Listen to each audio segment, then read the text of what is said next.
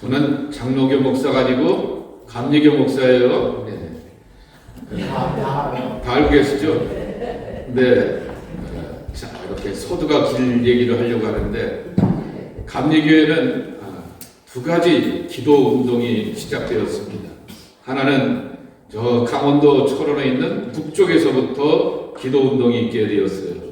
철원에 뭐가 있죠? 대한수도원이 있습니다. 전진 원장님을 통하여서, 이분이 저희 신학교 선배세요. 감리교 신학대학 선배시고, 당시에 감시는 특징이 있습니다.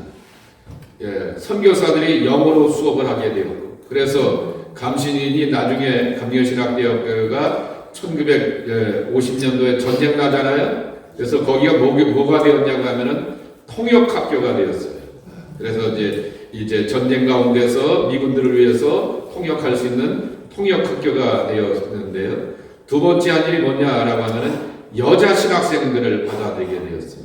그래서 여러분 아시는 시문의 상록수에 나오게 되는 최용신 아시죠? 네, 최용신도 감리교 신학대학을 다니다가 이제 자기 고향에 가서 그렇게 사역을 하다가 병들어서 돌아가시게 되었는데, 저희 집사람의 어머니가 그 교회 출신의 이제 장로세요. 그러니까 여자가 거기서 신학생이었고 여자가 이렇게 장로가 나오게 되었던 그러한 바탕을 하나 갖고 있게 되었고, 그래서 이 철원에서 기도 운동이 굉장히 열심히 일어나게 되었습니다. 그리고는 그 감리교 목사들의 상당수가 강원도 철원에 가서 그 회계바위, 그리고 다 이름도 까먹었네요. 옛날에 있는 그러한 응답골 뭐 그런 데 가셔서 은혜 받고, 그래서 감리교 목사가 대한수도원에 안 올라갔다라고 하면은 이제 수상한 거예요. 그래서 저는 안 수상해요. 저는 거기도 올라갔었고요. 그렇게 열심히 가슴팍을 두들겨 맞기도 했어요. 여러분이 말하는 안차를 많이 받아서 시커먼 게 막 이렇게 나왔다라고 하면서 이렇게 맞기도 하였습니다. 그는 감리교 목사는 그렇게 되어 있고, 이제 그분들이 막 이제 뭐 전진 원장님도 벌써 옛분이고 다 지나가게 되었고, 그 후손들 가운데서 아까도 잠깐 어느 분들 얘기하게 되었지만은, 마지막 이제 그 제자들 가운데서 마지막 이제 손주들 가운데 한 분이 저희 동기인데 저보다 나이가 한 7살 위에요. 이분도 이제 내일 모레면은 은퇴하실 분인데, 전영국 목사님이라고, 아마 양평 쪽 이럴 거예요. 전영재 목사님하고도 사촌이 되는 그러한 분인데, 그 이제 감리교회 이렇게 기도 운동의 뿌리가 조금 느슨해지게 되었고, 그리고 또한 지금은 대한수도원이 약간 감리교와 연결되는 고리가 많이 약해졌어요. 그래서 기도운동이 개체교에서는 조금 있지만은, 그러나 수도원운동으로 이어지지 못하는 아쉬움이 있게 됩니다. 근데 또 감리교의 기도운동 가운데 또 한 곳이 있게 됩니다. 저 김천에 가게 되면은 용문산 나홍몽 장로라고 하는 분이 계십니다. 그분이 수표교 교회 장로셨고, 북한에서 내려오셔서 저 경상도 김천에 가서 자리 잡고 정착하시면서 거기서 이제 기도를 세우게 되어서, 옛날에는 애양원, 지금은 용문산이라고 말하게 되었는데, 이분이 따로 독립적인 신앙운동을 하게 되었다가 최근에 와서 한 10년 전에 감리교회 재산을 다 편입했어요. 재산을 편입한다는 얘기는 여기 캐나다 장로교회나 여기 있는 성공회나 노만 카톨릭은 이 재산이 다 어디 거예요? 교단에서 관리해주지 않습니까? 그러는 것처럼 그 엄청나게 많은 재산을 가지고 교단에 들어오게 되었으니, 교단은 좋잖아요. 갑자기 부자가 되니까. 그리고 목회자도 파송할 수 있게 되니까. 그래서 최근에는 거기가 감리교 목사들이 많이 연결되면서 거기서부터 사역을 하게 되었 것을 볼 수가 있게 됩니다.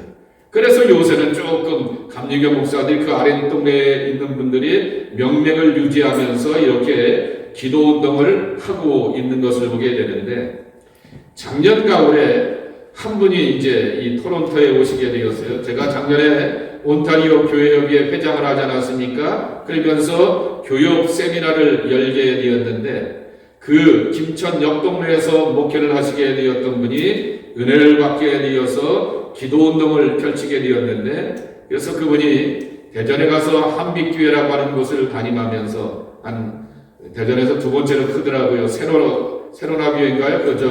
오정현 목사님 형인가 동생인가라고 하는 그분이 계신 교회가 제일 크고 그 다음 큰 교회를 담임하고 있게 되는데 1년 내내 기도와 관련된 설교만 하더라고요. 그리고 교재 3권을 가지고 기도학교 3권을 가지고 계속 돌린답니다. 아니 그러면은 똑같은 본문을 가지고 설교하는데 교인들이 좋아하겠어요. 그래도 물론 내용을 바꿔가면서 설교하게 되지만은 계속해서 교회는 기도밖에 하지 않는다라고 하는 그 이야기를 하시더라고요. 그래서 그 교재를 이렇게 좀 저희에게 남겨주셨어요. 그래서 올 봄에 사순절이잖아요. 그래서 사순절 40일 동안 새벽 기도에 교재를 쓰기도 하고, 그리고 또한 주일날 설교도 거기서 본문을 찾아서 하기도 하고, 수요일도 금요일도 그렇게 기도학교와 관련된 그러한 본문을 가지고서 이제 기도를 하게 되는데, 말씀을 나누게 되는데, 제가 이제 장모님이 이제 좀 부탁을 하셔서 갑자기 또 이렇게 봤으니까 지난 주일날 설교하게 되었던 내용인데 한번 따라해 보실까요? 기도는 하나님의 일이다. 내가 막 소리 지르고 외치고 갈급하여 금식하기도 하고 통성기도 하고 또 방언 기도도 하고 그러지만은 그러나 기도는 이미 하나님께서 우리를 위해서 하나님이 하실 일을 준비해 놓은 일이다 라고 하는 그 뜻이라고 하는 것입니다. 자, 그것을 오늘 성경을 보면서 한번 찾아보려고 합니다. 사도행전 10장 9절입니다. 9절에서부터 16절까지의 말씀 함께 읽어보도록 하겠습니다. 교독하겠습니다. 사도행전 10장 9절. 사도행전을 어디서 찾아야 돼요? 신약성경에서 찾아야죠. 창세기 옆 동네에서 찾으시면은 예수님 재림하실 때까지 못 찾아요. 그러니까 자, 신약성경 복음서 다음에 10장 9절입니다. 16절까지 교독하겠습니다. 이튿날 그들이 길을 가다가 그 성에 가까이 갔을 그때에 베드로가 기도하려고 지붕에 올라가니 그 시각은 제6시더라. 그가 시장하여 먹고자 하매 사람들이 준비할 때 황홀한 중에 하늘이 열리고 한 그릇이 내려오는 것을 보니 큰 보자기 같고 네 귀를 메어 땅에 들이웠더라. 그 안에는 땅에 있는 각종 네 발 가진 짐승과 기는 것과 공중에 나는 것들이 있더라. 또 소리가 있으되 베드로야 일어나 잡아 먹으라 하거늘 베드로가 이르되 주여 그럴 수 없나이다. 쑥되고 깨끗하지 아니한 것을 내가 결코 먹지 아니하였나이다 한데 또 두 번째 소리가 있으되 하나님께서 깨끗하게 하신 것을 내가 쑥되다 하지 말라 하더라. 이런 일이 3번이 있으므 그 그릇이 곧 하늘로 올려져 가니라. 아멘. 좀 전에도 말씀을 드렸듯이 우리는 어떤 문제가 있으면 기도한다 말합니다. 경제적인 문제, 육체적인 그런 질병과 어려움과 재앙을 만나게 되었고 자식이 속색이거나 또 진로의 막연함이나 또 이민자가 되게 되면 신분의 문제를 해결하는 등 여러 가지 많은 고민들이 있게 되고 제목들이 있게 되면 기도한다라고 생각하게 되는 것입니다. 그런데 신앙이라고 하는 것이 내가 하나님을 선택한 것이 아니라 하나님이 우리를 향하여서 택하고 작정하여 불러주신 것이다 라고 하는 사실을 잘 알고 있습니다. 여러분 잘 아는 말씀 요한복음 15장 16절에 이런 말씀이 있잖아요. 너희가 나를 택한 것이 아니요 내가 너희를 택하여 세웠나니 이는 너희로 가서 열매를 맺게 하고 또 너희 열매가 항상 있게 하여 내 이름으로 아버지께 무엇을 구하든지 다 받게 하려 함이라 그랬습니다. 하나님이 우리를 먼저 택하셔서 내 삶의 믿음의 열매, 삶의 열매를 풍성하게 맺게 하기 위해서 나를 불러주시고 나를 구원하여 주셨다라고 하는 것입니다. 가끔가다 저희 집도 대문을 이렇게 두드리는 사람이 있어요. 그럼 집사람이 놀라요. 누구야? 그러면은 걱정하지 마. 아마존에서 온 거야. 그러면 제가 이제 아마존에 요새는 앱으로 다 이렇게 오더하고 나게 되면은 뭐 3도어 후에는 니네 집 갈 거야 라고 이렇게 나오잖아요. 그러면은 저는 이제 딱 두들게 되면은 저 사람은 당황하는데 저는 아마존이 온다라고 하는 것을 알게 되고 아마존에 이렇게 오다는 것을 받게 되는 거죠.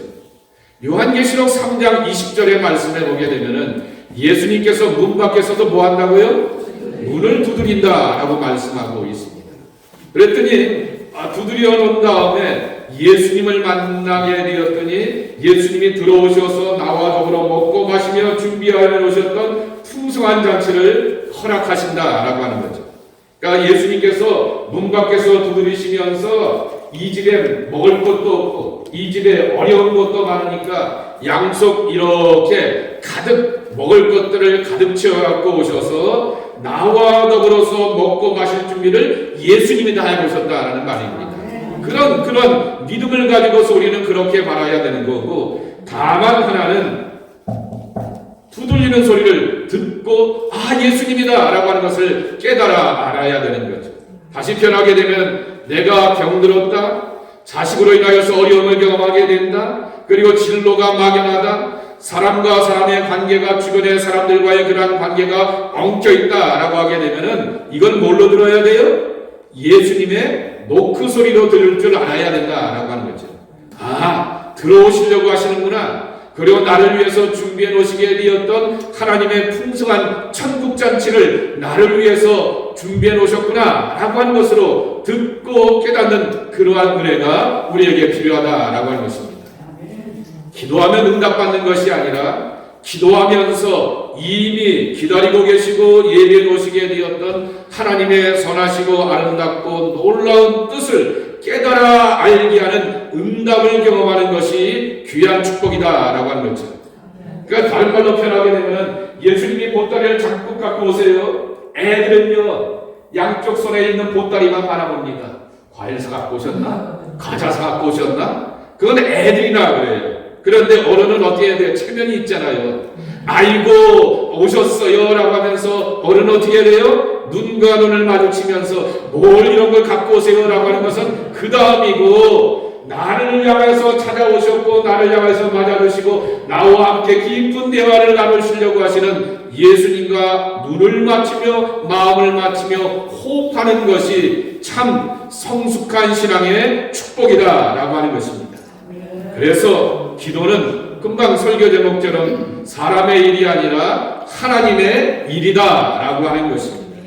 그래서 기도는 사람의 유익을 구하는 것이 아니라 기도하면서 하나님의 뜻이 이루고 성취되는 것을 깨달아 아는 것이다 라고 하는 것입니다.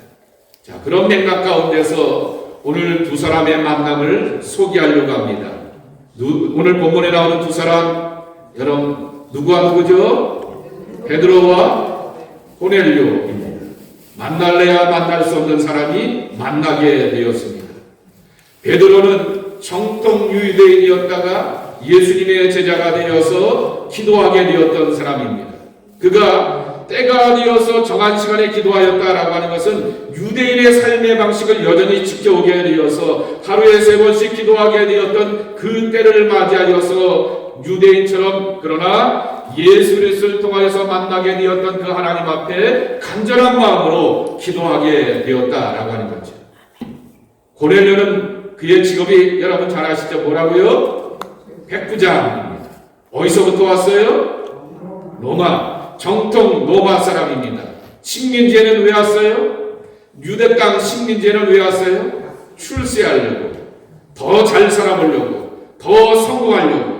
그런데 이 로마로부터 성공과 출세를 의하여서 오게 되었던 이 고넬료는 여기서 하나님을 만나게 되었고 하나님의 은혜를 경험하게 되며 하나님의 은혜를 만나는 그 경험 가운데서 자기 지갑을 열고 헌신하며 사랑하며 섬길 줄 아는 그러한 사람이 되었다라고 하는 거죠. 저는 고넬료를 볼 때마다 10장에 나오게 되었던 그 4절 말씀이 기억납니다. 천사가 이르되 내 기도와 부재가 하나님 앞에 상달되어 기억하신 바가 되었으니 그랬습니다. 고넬료가 기도의 사람일 뿐만 아니라 한편으로는 구제하면서 섬기고 베풀고 나눌 줄 아는 그러한 사람이었구나 라고 하는 것입니다. 그런데 이 두 사람이 기도로 서로 이어지고 연결되어서 만나게 되었다라고 하는 것입니다. 또 한 가지 물어볼게요. 베드로는 지금 어디에 있었어요? 욥바 피쟁이 집에 있게 머물게 되었죠. 자, 욥바에서부터 이 10장에 말씀해 보게 되면 1절에 보게 되면은 고넬료는 어디에 살고 있다고요? 가이사랴 빌립보입니다. 저기 누구죠? 헤롯 총독이 평소에는 어디서 살아요? 가이사랴 빌립보에 살게 되었다가 뭔 일이 있게 되면 어디로 오는 거예요? 예루살렘으로 오게 된 거죠. 그것은 갈릴리 호수 저 건너편에 있게 되었던 데카폴리라고 하는 10개의 신흥 베드타운에서 살고 있게 되었습니다. 로마가 정복지에 가운데서 새로 이렇게 정착하면서 세우게 되었던 10개라고 하는 말이 라틴어로 오는 그리그로 데카라고 하는 말이죠. 폴리스라고 하는 말이 빌리지 마을이라고 하는 것이죠. 그래서 성경에는 뭐가 나왔어요? 데가볼리라고 이렇게 나오게 되었는데 그곳에서 하나였던 가이사랴 빌립보에서 살게 되었다라고 하는 거죠. 그런데 주석을 이렇게 보게 되었어요. 욥바에서부터 가이사랴 빌립보는 거리가 얼마일까요? 50여 킬로 된다라고 말하게 되었습니다. 지금이야 제가 오늘 기도원을 올라오는데 한 40킬로 돼요. 차 타고 얼마 만에 왔어요? 장모님께 제가 소개해드렸지만 교회에서 새 차 사줬어요. 새 차 타고 이렇게 30여 분 만에 이렇게 올라오게 되었어요. 그러니 지금이야 이렇게 자동차가 있어서 금방 30여 분이면 올라올 수 있는 거리지만은 고넬료는 군인이었기 때문에 말도 있고 뭐 여러 가지 수단이 있어서 그래도 시간이 걸리지만 올라오게 되지만은 뚜벅이 베드로는 얼마나 걸렸을까? 한 이틀 내지 3일은 가야지 이렇게 먼 거리에 있게 되었던 그 거리에 있는 두 사람이 서로 만날 수 있게 되었다라고 하는 거죠. 하나님께서는 서로 삶의 자리가 다르게 되고 서로가 살아오게 되었던 만남의 그러한 모든 일들이 다르게 되었던 사람들이 시간과 공간을 초월하여서 엄청난 간격 가운데서 메꿀 수 있는 그러한 만남으로서 이루어지게 되었다라고 하는 것입니다. 어느 철학자가 이런 말을 합니다. 인간은 사이의 존재라 말합니다. 자, 시간 할 때 간자가 무슨 간자예요? 사이 간자입니다. 공간 할 때 간자가 무슨 간자예요? 사이 간자입니다. 인간 할 때 간은 무슨 간자예요? 사이 간입니다. 모든 사람들은 다 사이 속에서 살고 있다라고 하는 거죠. 시간과 시간 사이 속에서 이럴 때는 좋았다가 이럴 때는 두려워하게 되었던 그러한 삶의 간격을 누가 메꿔주냐라고 하는 거죠. 이 사람과 내 사람이 서로 이렇게 만나게 되어서 살아가게 되는데 제가 하나님 없으면 장로님을 만날 이유도 없고요. 장로님하고 같이 등산을 할 이유도 없어요. 그렇죠? 그런데 하나님을 함께 알게 되고 기도의 자리를 알게 되고 대한수원이라고 하는 것을 함께 알게 되고 경험하게 되었던 은혜가 있기 때문에 이 자리에 와서 이렇게 초대받게 되었던 거죠. 하나님이 메꿔주셨다라고 하는 것이죠. 그러니까 인간의 모든 삶의 사이사이를 메꿔가는 것이 누구냐? 하나님이시다라고 하는 것입니다. 그래서 오늘 본문을 보게 되면은 최초의 공식적인 이방인 회심자 고넬료라고 이렇게 이름을 붙이게 됩니다. 복음서에 보게 되면은 예수님이 많은 이방인 사람들을 향하여서 구원을 베풀어 주셨습니다. 수로보니게 여인도 그렇고요. 그리고 또한 여러분이 아시는 것처럼 10명의 나병 환자 가운데서 9명은 좋아라고 가게 되었지만은 한 명만 이렇게 돌아와서 예수님 감사합니다라고 하게 되었지만은 사마리아 사람입니다. 네, 여쭤볼게요. 그 양반 이름이 뭐예요? 교회 좀 다녔는데 맨날 그 은혜 받았는데 그 양반 이름이 뭐예요? 왜 몰라요? 안 나와 있죠. 성경이 안 나오니까 저도 모르고 여러분도 모르는 거예요. 이게 무슨 얘기냐라고 하게 되면은 고넬료라고 하는 이름은 이미 자기의 이름이 커밍아웃이 되어 있는 것이에요. 그리고 또 고넬료가 베드로를 통하여서 은혜를 받게 되고 성령이 충만하게 될 때 어떤 요청을 하게 돼요? 우리 집 식구 다 세례 주세요 라고 이렇게 요청을 하게 되지 않습니까? 그리고 그는 로마의 공식적인 포지션을 갖고 있는 사람이었습니다. 그러니 로마의 출세와 성공을 해서 이 땅에 오게 되었다가 하나님 만나고 예수님 만나게 되면서 자신을 내놓게 되었던 고넬료를 향하여서 모든 성경 주석을 보게 되면 최초의 공식적인 이방인 회심자라고 하는 그러한 꼬리표를 그에게 붙이게 되었다라고 하는 것입니다.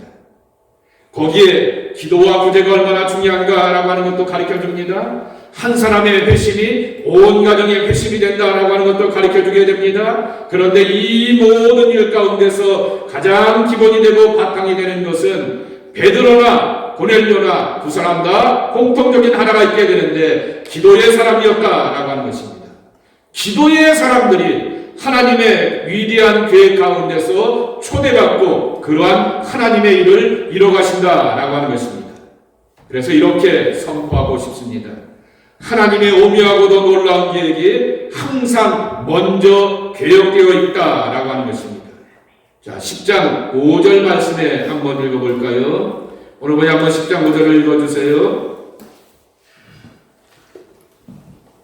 내가 지금 사람을 엿봐야 보내요. 베드로라는 시몬을 청하라. 아멘.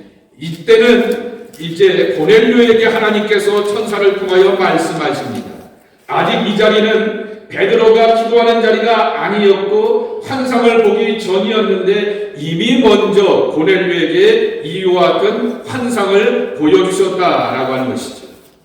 베드로가 기도하기 전에 먼저 하나님의 뜻하심과 계획함이 있었다라고 하는 것을 알게 되는 것입니다. 자, 여러분 사무엘상 9장 15절 16절을 한번 보겠습니다. 사무엘상 9장. 자, 신약 성경의 오늘 본문에는 이렇게 요걸로 이렇게 책갈피를 하나 이렇게 해놓는 센스가 있고요. 그리고 구약 성경을 한번 펴보세요. 9장 15절 16절 또 여러분이 읽어주세요.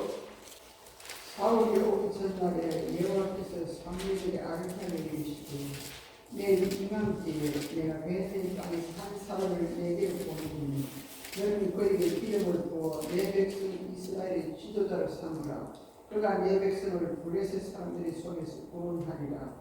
내 백성의 부르짖음이 내게 상달되었으므로 내가 그들을 돌보았노라 하셨더니. 아멘. 사무엘상 9장의 말씀은 이스라엘의 첫 번째 왕이 누구예요? 사울입니다. 이 사울이 하나님 앞에 사무엘을 통하여서 기름 붓는 과정을 소개하여 주고 있게 되는 것입니다. 그런데 사울은 사울 나름대로의 고민이 있습니다. 집안에 나귀를 잃어버리게 되었다라고 하는 거죠. 나귀를 잃어버렸다는 얘기는 집에 있는 트럭을 잃어버린 게 아니라 집에 있는 리무진을 잃어버렸다라고 하는 겁니다. 낙타가 비싸요? 나귀가 비싸요? 빨리 나귀가 비싸다고 대답해 주세요. 예. 낙타는 여행용으로만 운반수단으로만 쓰게 되지만은 나귀는 농사를 질 때도 쓰고 있고요. 여행할 때도 움직일 수 있고요. 여러 용도로 다양하게 쓸 수 있기 때문에 나귀가 비싸다라고 하는 거죠. 그러니 사울의 아버지가 몇 마리의 나귀를 잃어버리게 되었으니 집안에 있는 리무진이 몇 대가 없어졌다. 야, 이거 어떡하냐? 라고 하면서 사울에게 밑에 있는 종을 하나 붙여놓고는 가서 좀 찾아오라 말하게 됩니다. 아버지가 나에게 이러한 미션을 주게 되었으니 사울이 간절한 마음으로 찾아가게 되는데 도무지 흔적을 찾지 못하게 되어서 어떡하지? 라고 말하게 되었을 때 사울의 같이 가게 되었던 종 하나가 말합니다. 있잖아요. 요 동네에 가게 되면 신실한 하나님의 종, 모든 것을 알고 있는 탁월한 하나님의 종이 한 분 계십니다. 누구죠? 사무엘입니다. 그분에게 가서 기도를 받고 기도를 요청하게 되어서 한번 찾아봤으면 좋겠습니다 라고 하게 되니 그래? 라고 이렇게 생각하게 되면서 기도받으러 그에게 가려고 하게 되었을 때 이미 하나님께서는 사무엘 선지자에게 뭐라고 말씀하셨냐라고 하게 되면 내일 이맘때에 베냐민 지파 가운데서 한 사람이 오게 될 것인데 그에게 기름을 부어서 이스라엘 민족의 지도자 곧 왕으로 삼으라. 하나님께 기도하고 간구하는 것이 다 상달되어서 하나님은 그들을 돌보기 위하여서 계획을 갖고 계시다라고 말씀하여 주고 있는 것입니다. 사울은 아버지의 도움을 위하여서 나귀 몇 마리를 찾기 위하여서 가정사와 개인의 문제를 풀어가려고 하게 되었지만은 하나님은 전체 이스라엘 민족을 위하여서 왕을 세우는 문제에 대하여서 미리 예비해 놓으셨고 미리 준비해 놓으셨다라고 하는 것입니다. 기도는 우리의 인생 여정과 사역 가운데 하나님께서 당신의 계획과 뜻을 가지고 있음을 알려주시고 믿고 따르는 순종의 감동 가운데서 하나님의 역사를 이뤄간다라고 하는 것입니다. 그러니까 하나님의 역사를 이뤄가는 것도 중요한데, 그래서 내가 기도하는 것도 중요한데, 여기에 필요한 것이 하나 있습니다. 한번 따라해 보실까요? 순종의 마음. 아까 말씀을 드렸잖아요. 누가 노크한다고 그러면은 그 노크 소리를 잘 들어놓고, 이게 이상한 사람이 와서 이상한 해코지 하는 소리인가, 애들이 장난치는 소리인가, 주님이 부르는 소리인가 라고 하는 것을 잘 분별하고서 이야 주님이시다 라고 하면서 그분을 맞이해야 되는 것처럼, 기도를 통하여 하나님의 계획을 깨닫고 체험하는 것 속에서 제일 중요한 마음이 뭐냐라고 하면 순종의 단순한 마음이라고 하는 것입니다. 오늘날 신앙의 위기가 뭔지 아세요? 자기 변명이 너무 강해요. 그리고 자기 중심이 너무 강해요. 자기 경험과 자기 감정이 굉장히 중요합니다. 이 시대가 그런 시대입니다. 그래서 애들한테 여러분 말 못하지 않습니까? 그 아이들이 갖고 있게 되었던 그러한 이렇게 자기들의 철학과 감정과 뭐가 있기 때문에 괜히 말하면 뭐가 되는 거예요? 졸지에 꼰대가 되는 거예요. 하나님도 꼰대로 여기게 되는 그러한 사람들이 이 시대의 위기라고 하는 것입니다. 바로 내가 알아서 믿을게요, 내가 알아서 은혜 받을게요, 내가 알아서 기도할게요 라고 이렇게 생각하게 되지만은, 하나님의 사람들에게 필요한 것은 순종의 단순한 마음을 가지고서 주님이 부르시면 주님께서 나를 위해서 위대하고 아름다운 길을 계획해 놓으셨다라고 하는 그러한 믿음의 고백을 가지고서 나아가야 하겠다라고 하는 것입니다. 두 번째로는 영적 본능이 이렇게 분별이 되어 있어야 한다라고 하는 것입니다. 하나님께서 우리로 하여금 기도하게 하신다라고 하는 영적 본능을 잘 깨달아보자라고 하는 것입니다. 다시 한번 오늘 이제 사도행전 10장으로 가겠습니다. 10장 9절과 10절입니다. 자, 다시 한번 어느 분이 9절과 10절을 읽어주세요. 이튿날 그들이 길을 가다가 그 성에 가까이 갔을 그때 베드로가 기도하려고 지붕에 올라가니 그 시각은 제6시더라. 그가 시장하여 먹고자 하매 사람들이 준비할 때에 황홀한 중에. 예. 자, 이렇게 이제 또 성경 퀴즈. 6시는 지금의 몇 시예요? 네? 6시더라 그랬어요. 지금의 몇 시예요? 12시. 성경에 나오는 복음서에 나오는 시간하고 거기는 항상 플러스 6을 하게 되는 지금의 시간으로 12시인 거죠. 그런데 베드로의 배꼽 시계가 뭐라고 말하고 있어요? 10절에 그가 시장하여 그랬습니다. 자, 인간의 본능 가운데 세 가지 본능이 있죠. 성적 본능이 있게 되고요. 그리고 잠자고자 하는 수면력이 있고요. 세상에서 가장 무거운 게 이건지 아시죠, 여러분? 여기 이렇게 내려가는 거, 이건 못 견뎌요. 삼손도 못 견디고, 천하장사도 이렇게 헤라클레스도 못 견디고, 강호동이도 못 견디는 게 이 눈썹이에요. 자, 세 번째가 뭐예요? 식욕입니다. 시장하여 라고 하는 말입니다. 그러면은 이 배고픔의 배꼽시계 가운데서 철저하게 이렇게 배고프는 그러한 본능보다도 베드로가 무슨 본능이 그에게 또 있었어요? 기도하고자 하는 마음이라고 하는 것입니다. 자, 그러면서 11, 10절 끝에 보게 되면은 황홀한 중에 라고 말하게 됩니다. 시라보로 황홀하다 라고 하는 말이 뭐냐라고 하게 되면 엑스타시입니다. 자, 여기 간호사 선생님, 엑스타시가 뭐예요? 예. 왜? 마약 가운데 하나잖아요. 그러니까 황홀한 중에 라고 하는 거죠.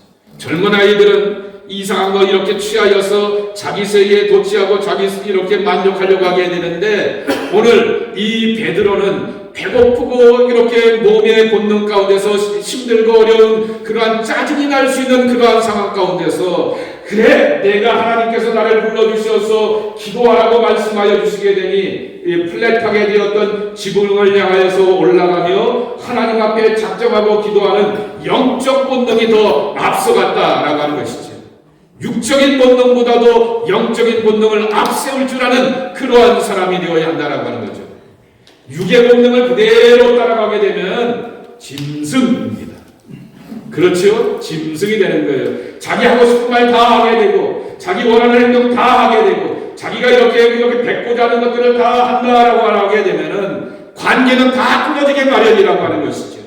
그런데 오늘 베드로는 시장하여서 배고프게 되었던 육신의 그러한 본능보다도 하나님 앞에 기도하며 하나님의 깊은 은총과 약속의 황홀한 세계에 들어가기를 갈망하며 하나님 앞에 기도하게 되며 깊은 하나님의 음성을 듣게 되었고 환상을 만나게 되었다라고 하는 것입니다. 제가 이분과 함께 기도학교를 하면서 은혜를 받게 되었던 것은 제가 1989년 8월경에 경남 거창에 가서 목회를 하게 되었습니다. 담임 목회를 하게 되었습니다. 그때가 만 23, 24이었습니다. 근데 이때 이 경남 거창에 가서 목회를 하게 되었던 분이 기도학교라고 한 칭을 쓰게 되었던 배경영 목사입니다. 이 경남 거창에 가게 되면 유명한 기독교 학교가 하나 있어요. 무슨 학교죠? 거창고등학교. 거창재단이에요. 샛별재단인데요. 초등학교는 샛별초등학교, 거창중학교, 거창고등학교인데요. 그 학교 이름이 별명이 뭔지 아시죠? 울타리가 없는 학교이고 그 학교의 초대 이사장과 교장이 전영창 교장입니다. 여기 미시간에 가게 되면 그랜드 래피드라고 하는 곳에 웨스턴 테올로지컬 세미너리가 있습니다. 그 웨스턴 신학교를 나오게 되었는데 그 웨스턴 신학교의 신학교 동문이 누구냐라고 하면 동기가 누구냐 하면 로버트 슐러 목사예요. 그래서 로버트 슐러 목사가 이렇게 여러 가지로 많은 이렇게 수업을 해줘갖고 자기 동기 하나가 한국에 돌아가서 출세와 성공을 위해서 살지 않고 시골 촌마을에 내려가서 기독교 학교를 세워서 어린아이들을 키운다라고 말하게 되니 여기저기다가 이렇게 도네이션을 이렇게 부탁하게 되고 그분이 중간에 다리를 놓게 되어서 그 거창 학교라고 하는 데가 세워지게 되었던 것입니다. 많은 유명한 이 기독교인들이 그 학교에서 이렇게 자라게 되었죠. 이분은 거기서 고등학교를 졸업하고 서울 가서 신학교를 졸업한 다음에 다시금 거기에 와서 목회를 준비하게 되었습니다. 그래 저는 그 거창읍에서 버스 타고 1시간 15분 들어가는 시골 산골에 있게 되었어요. 제가 교회에서 받는 사례비가 없었어요. 서울에서 보내주는 선교비가 20만 원 있는데 전기세도 내고 모두 내고 그리고 관리하는 거 다 교회 관리 다 쓰게 되고 20만 원 갖고 이제 사는 거예요. 그러니까 제가 뭐 넉넉할 수가 없잖아요. 요새 뭐 미국의 무슨 농무장관인가가 계란이 없으니까 뭐 닭을 키우라 그러는 것처럼 저도 그 시골 산골에서 닭 20마리 키웠어요. 한 마리는 병들어 죽고 19마리 이렇게 키웠던 기억이 나게 되는데 거기서 이렇게 닭을 이렇게 알을 먹기도 하게 되고 또 주변에 팔기도 하고 그러면서 지내게 되니까 이 양반은 사모님이 샛별초등학교 교사였어요. 사립학교 교사니까 좀 월급도 이렇게 좀 제법 이렇게 되었고 그래서 뭐 이렇게 항상 전화하시면 이럽니다. 뭐하러 시골 깡촌에서 내려와라 밥 사줄게 그러면은 이제 가끔가다 일주일에 한두 번 정도는 이렇게 의논을 하게 됩니다. 저는 얼마나 좋아요. 혼자 살고 있는데 밥도 준대죠. 그러니 항상 이야기하게 되면은 목회에 대한 진지한 얘기와 많은 고민들에 대하여서 늘 나누게 되면서 성실하게 목회를 잘 준비하게 되는데 감리교가 경상도에 가게 되면은 이단이라고 하는 이렇게 소문을 듣게 되어서 감리교의 불모지가 경상도입니다. 그런데 이 경상도에서 교회를 개척하게 되어서 한 10년 정도가 되게 되면서 교인이 한 300명이 넘게 되는 그러한 제법 탄탄한 교회를 세우게 되었고 요 조그만 교회에 의사가 대여섯 명이 이렇게 있게 되어서 의료 선교를 잘하는 교회로 아주 좋은 평판을 받게 되었던 그러한 교회였습니다. 그러니까 교회도 굉장히 잘 자라고 있게 되었고 교회도 이렇게 건물 하나 이렇게 지어서 그 지역에서 그렇게 하게 되었고 목사님도 개인적인 기도의 제목들이 특별한 것이 있지 않았는데 어느 날 기도하고 난 다음에 마음에 감동이 오더래요. 그래서 밥 먹으면서 사모님한테 얘기했대요. 나 아무래도 이번에 40일 금식 기도해야 될 것 같아. 그러면 사모님들의 반응이 어떨까요? 뭐 기도 제목이 있어? 뭐 무슨 일이 있었어? 교회 힘들어? 아니면 누구 때문에 그래? 라고 하는 그러한 얘기가 나오게 될 텐데 그런 건 없는 것을 알게 되는데도 불구하고 40일 금식 기도한다고 하니까 이 사모님 만류해야 될 거 아니에요. 근데 사모님이 더 가관이죠. 그렇게 하세요. 그렇게 하면서 그렇게 대답을 하였다고 합니다. 여러분 40일 기도 잘못 금식 기도하다 보게 되면은 돌아가시는 분들 제법 많게 됩니다. 그런데 이 가장 어렵고 힘든 극단적인 40일 기도를 하겠다라고 하나님께서 마음의 감동을 주어서 기도하려고 하게 되었을 때 그 두 분이 함께 기도하면서 나아가게 되었던 거죠. 그러면서 그분이 그때부터 기도의 힘과 능력을 경험하게 되었고 기도의 역사를 체험하게 되었던 것입니다. 그러면 어느 날 갑자기 대전에 있는 한 교회에서 부르더랍니다. 그래서 기도와 관련된 말씀을 열심히 전하고 오게 되었는데 보통 여러분 교회들이 다 그런 것처럼 담임 목사를 청빙하려고 하게 되면은 뭐 이렇게 여러 가지 프로세스가 있지 않습니까? 그런데 이 목사님이 내가 이번에 은퇴인 걸 여러분 아시죠? 그래서 나는 여러분들 앞에 이분을 우리 교회 담임으로 세우려고 하게 됐는데 여러분 어떠세요? 라고 하니까 장모님들이 다 좋다고 그리고 교인들이 다 좋다고 하여서 그분이 그 교회의 담임 목사가 되었던 것입니다. 본당이 한 1,500석이 되게 되는데 제가 수요일날 가서 한번 전하게 되었는데 그날이 저번에 나가서 전했더니 눈도 많이 오고 추운 날인데도 불구하고 수요일날에 한 700명 앉아있더라고요. 요새 700명 앉아있는 교회 그것도 수요일날 저녁 때 드물잖아요. 그런데 굉장히 열심히 기도하고 열심히 찬송하더라고요. 거기는 예배 끝난 다음에 목사님이 교인들한테 인사를 안 한답니다.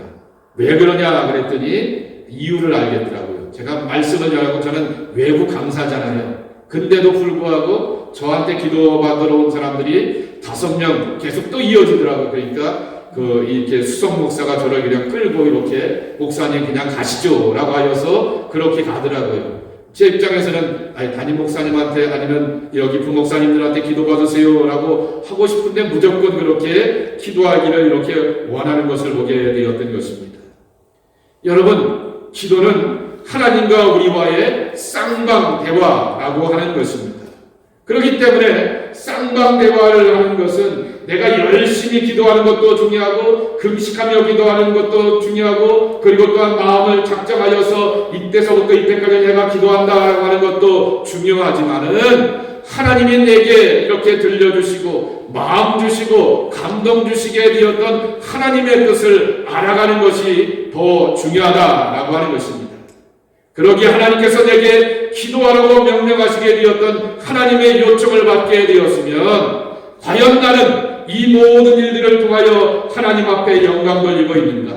그리고 하나님께서 나를 위해서 어떤 아름답고 선한 일들을 예비하고 준비하셨는가? 라고 하는 것을 깨달아 아는 것이 중요하다라고 하는 것입니다. 세 번째로 기도는 하나님의 일이다 라고 말하게 되는데 이 하나님의 일은 반드시 이루어진다라고 하는 것입니다. 자, 10장 19절과 20절 말씀 함께 읽겠습니다. 시작. 어느 분이 한번 읽어주세요. 19절 20절. 베드로가 그 환상에 대하여 생각할 때에 성령께서 그에게 말씀하시되 두 사람이 너를 찾으니 일어나 내려가 의심하지 말고 함께 가라. 내가 그를 보내었느니라 하시니. 예, 베드로가 기도할 때 하늘에서 큰 보자기가 내려오게 되고 그 안에는 네 발에 가진 짐승과 그리고 또한 여러 가지 부정한 그러한 짐승들이 내려오게 되는데 하나님께서 말씀하시기를 그걸 받아 먹으라 말하게 되는 것입니다. 유대인이었던 베드로의 입장에서 보게 되면은 굉장히 큰 고민이었다라고 하는 것입니다. 근데 하나님이 뭐라고 말씀하시냐면은 내가 깨끗하게 한 것을 내가 감히 부정하다라고 판단하지 말라라고 하는 음성이 들려오게 되었고 이 음성을 3번이나 듣게 되었다라고 하는 것이죠. 그러면서 곰곰이 이상하다 생각하고 있게 되는데 때마침 고넬료가 보내게 되었던 두 아들 사람들이 찾아오게 되었고 성령께서 이 사람들과 함께 가게 되면서 이 사람들을 통하여서 하나님의 구원이 이룰 것을 준비하시게 되었구나라고 하는 것을 깨닫게 알았다라고 하는 것입니다. 기도라고 하는 것은 전적으로 하나님께서 하시는 일을 준비해 놓으시고 우리에게 감동 주시면서 영적인 본능을 깨우셔서 기도하게 하신다라고 하는 것입니다. 그러며 기도할 때 하나님의 일이 다 이루어진 것을 알고 체험하게 하신다라고 하는 것입니다. 자, 그런데 한번 여쭤볼게요. 하나님이 다 이미 계획해 놓으셨고 하나님이 다 알게 하라고 이렇게 예비해 놓으셨다라고 말하게 됐는데 준비해 놓으셨고 예비해 놓으셨고 당신의 선하신 뜻대로 다 이뤄가시는데 우리는 왜 기도해야 될까요? 네? 왜 기도해야 될까요? 아니 그만 알아서 하시면 되죠. 믿습니다 하나님. 아멘 하나님. 나의 하나님은 신실하신 좋으신 아버지십니다 라고 고백하면 될 텐데 왜 하나님은 우리로 하여금 기도하라 말할까요? 자, 조나단 에드워드라고 하는 18세기 19세기를 일구게 되었던 미국과 이 캐나다의 대각성 운동을 일구게 되었던 사람입니다. 이분이 프린스턴 대학교의 총장 출신이에요. 근데 총장에서 쫓겨나게 되었고 어느 교회를 이렇게 담임하게 되었는데 프린스턴 출신 총장이었다라고 하는 것 때문에 그가 저 유해문이라고 하는 예일 대학교가 있는 그 지역에서 이렇게 청빙을 받게 되었는데 한 2, 3년 목회하다가 다른 데로 가시죠 라고 하면서 이렇게 쫓겨나기도 하게 되었습니다. 그러나 그가 이 영적 운동을 일으키게 되었고 대각성한 운동을 일으키게 되면서 오늘날의 미국과 캐나다의 교회가 많아지게 되었던 그 원동력을 이분이 이뤄가시게 되었던 것이죠. 그런데 그분의 설교에 보게 되면은 기도를 들으신 하나님이라고 하는 그 말씀에도 보게 되면은 하나님은 당신의 위대한 뜻과 계획과 섭리 가운데서 우리를 향하여서 준비해 놓으셨다 그랬습니다. 그런데 왜 우리로 하여금 기도하게 하느냐라고 하는 것입니다. 한번 따라해 보실까요? 우리로 하여금 코가 납작해지는 경험을 하게 하기 위해서. 기분 나쁘시죠? 코가 납작해지는 경험. 그것을 쉬운 말로 표현하게 되면 천부여 의지 없어서 어떻게 해요? 손들고 옵니다 라고 하는 거죠. 코가 납작해진다 라고 하는 것은 조금 전에 아까 서두에도 말씀을 드렸듯이 돈의 문제를 내 힘으로 풀 수가 없어요. 병의 문제를 내 능력으로 풀어갈 수가 없어요. 내가 알고 있는 의사를 가지고서도 해결할 수가 없게 되고 사람과 사람의 관계가 막히게 되었고 미래가 막히게 된 것에 대해서도 내 힘으로 풀어갈 수가 없다는 것을 우리가 경험하게 되면서 말 그대로 조나단 에드워드가 말하게 되었듯이 코가 납작해지는 그러한 경험을 하게 된다라고 하는 것입니다. 그때 우리는 의식적으로 천부여 의지 없어서 손들고 옵니다 라고 하는 그러한 고백 가운데서 하나님 앞에 나오게 되었을 때 하나님은 그러한 마음가짐과 그러한 자세를 갖고 나오게 되었던 당신의 백성들을 기뻐 받아주시면서 마태복음 6장에 뭐라고 말씀하셨냐고 하면 너희에게 필요한 모든 것이 있어야 될지를 너희 하늘 아버지께서 아시느니라 말씀하여 주셨습니다. 머리카락까지 세시는 전능하신 하나님이 다 알고 있다라고 말하지 아니하시고 예수님 뭐라고 말씀하셨냐면은 하늘 아버지 그랬습니다. 하나님이 하늘에 계신 분이지만은 내게는 뭐가 되어주시는 분이에요? 아버지가 되어주신다라고 하는 거죠. 아이고 내 아들 내 딸 힘들었지 어려웠지 괴로웠지 내가 알아 라고 하면서 아버지가 아들과 딸을 향해서 품어주시고 사랑해주시고 격려해주시면서 내가 알아서 풀어가줄게 라고 답을 주시는 것처럼 그런 은혜로 우리와 함께 하신다라고 하는 것입니다. 그래서 이렇게 결론을 내리겠습니다.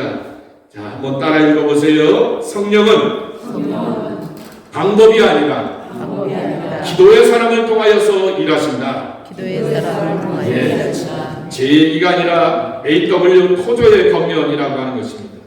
교회가 자꾸만 방법, 더 나은 방식들, 새로운 조직들을 찾아가고 꾸며보려고 하게 되지만은 우리의 교회들에게 필요한 것은 하나님의 성령의 사람들이다 라고 강조하고 있는 것입니다.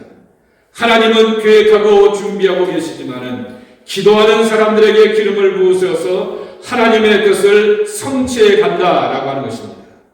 전혀 만날래야 만날 수 없는 베드로가 그리고 고넬료가 하나님 때문에 기도의 은혜 가운데서 함께 만나게 되면서 하나님의 역사를 성취하게 되었다라고 하는 것입니다.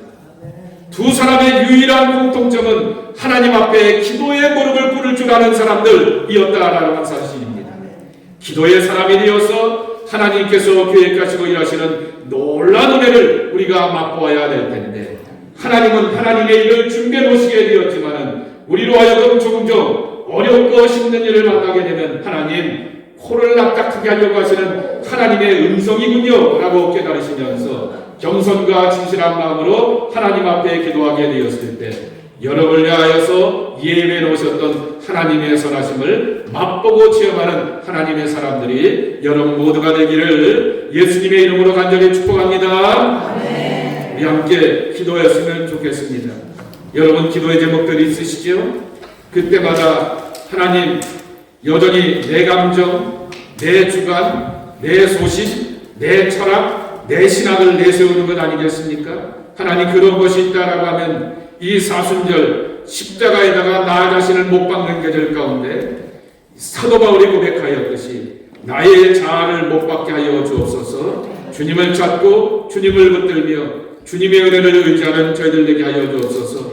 주여 천부여 의지 없어서 손들고옵니다 라고 하는 그러한 고백 가운데 주님 앞에 나오게 되었을 때 주님이 하나님이 나의 아버지가 되어주시고 품어주시고 다독거려주시고 위로하여 주시고 해결해 주시는 하나님의 역사와 응답을 체험하게 하여 주옵소서. 우리 함께 두 손 들고 한번 주여 주여 주여 삼창하시며 여러분의 문제를 놓고 기도하는 시간을 갖도록 하겠습니다.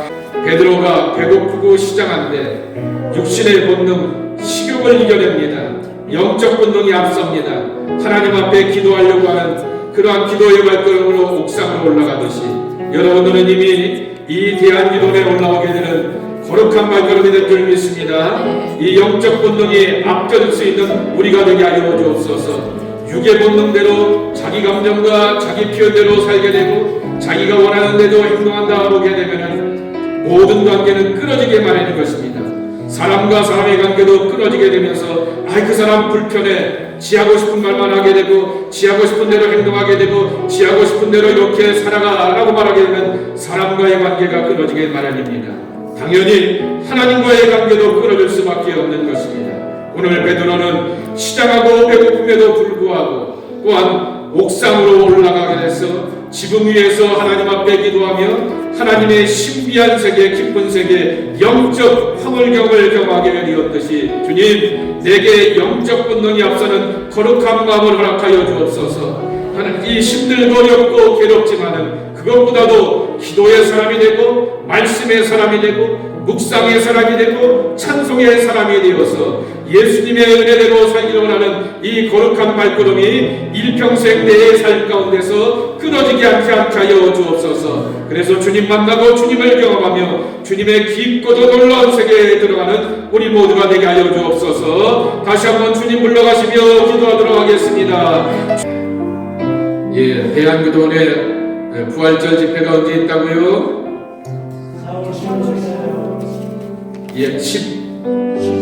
11, 12 부활 4월 집회를 위해서 여러분 기도해 주시길 바라고 이 집회를 통하여서 이렇게 대한수도원에서 오랫동안 조용히 섬겨오셨던 분이라 이렇게 말합니다. 제가 제 자신을 향하여서 늘 고백하는 말이 있습니다.